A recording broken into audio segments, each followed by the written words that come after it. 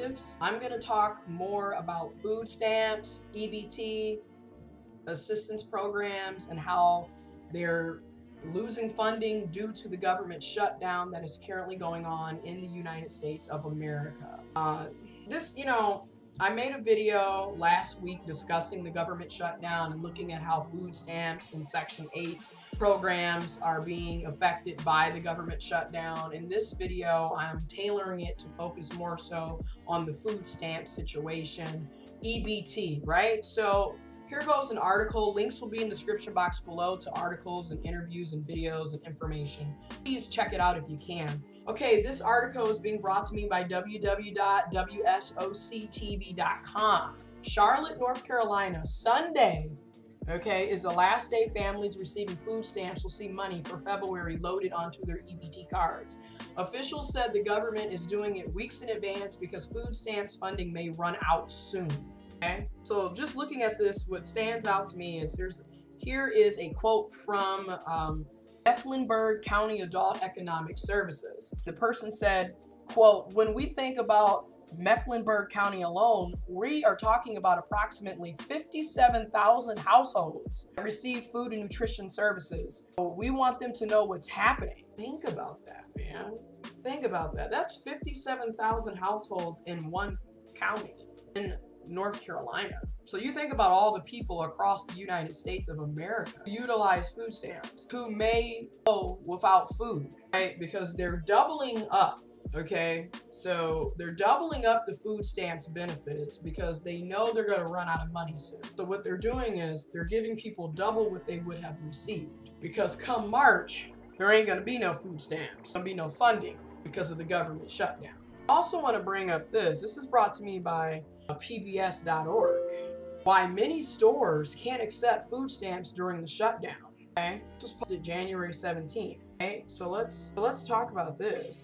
While so far there have been no major lapses in benefits for the nearly 39 million people who depend on food stamps amid the partial government shutdown, 2,500 retailers around the country are unable to take any form of SNAP EBT payments. So there's already stores who are not accepting EBT. There's already people who have already been denied food. Retailers. This is already happening. Okay? With the government shutdown now in its 27th day as of January 17th, many federal programs have been affected, including food stamps. All right? So far, there is no major lapse yet for the 39 million people who receive the benefits. February benefits awarded through a debit-style card used at stores are being paid out this week. Several states, including California and Florida, are warning users to be careful and make sure they manage to make the money last longer. Okay? For 2,500 retailers, the problem is already here.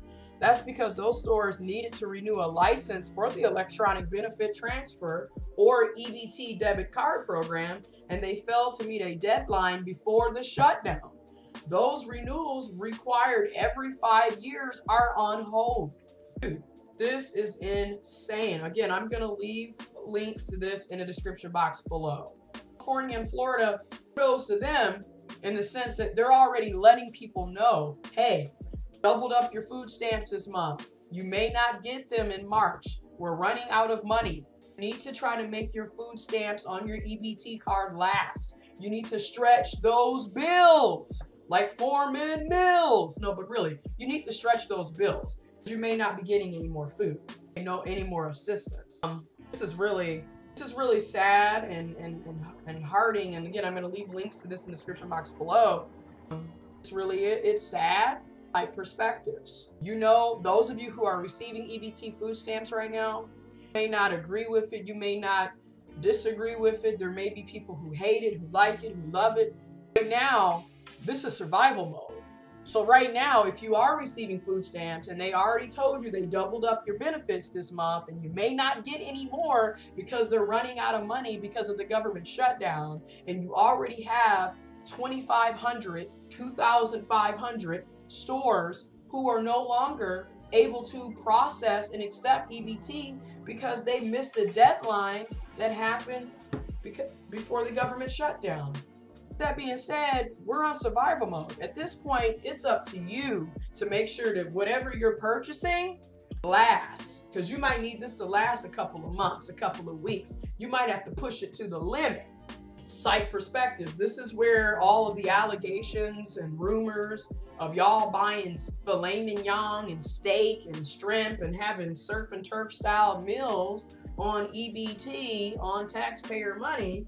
I might not want to be doing that at this point, because you don't know if you're going to get any more food stamp benefits. With that being said, this is when you go and buy bags of beans, bags of rice, cereal, top ramen noodles, soup, cases of water, potatoes, eggs. You try to buy staple foods, cornbread, milk, things like that. And when you buy milk, evaporated milk or pet milk, it might not be the most healthiest, but you're looking at how are you going to make your bills stretch? How are you going to make your food stamps last or last longer than they normally would?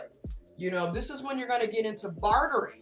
Hey, I got a can of this. Can I get a case of that? Or vice versa. You're going to have to barter and look out for each other. You're going to have to survive. Personally, I feel bad. I feel horrible about what's happening, because though there are lazy people who receive assistance, there are also people who actually need this. Women and children, elderly, kids, infants, people who are, they're not able-bodied or they have mental health issues, actually need this. And I feel bad, And also, who's to say this is not going to be a trickle-down effect? Because I already can see, happening. Okay, they came after the food stamps, they came after Section 8. Who's to say they're not going to start touching Social Security? Who's to say they're not going to start touching Medicaid and Medicare and other assistant programs and things that we don't even know are connected to the government? Who's to say? It's not going to hurt everybody in the long scheme of things, Links are in the description box below. I shared my perspectives and my personal opinion. Yours in the comment box.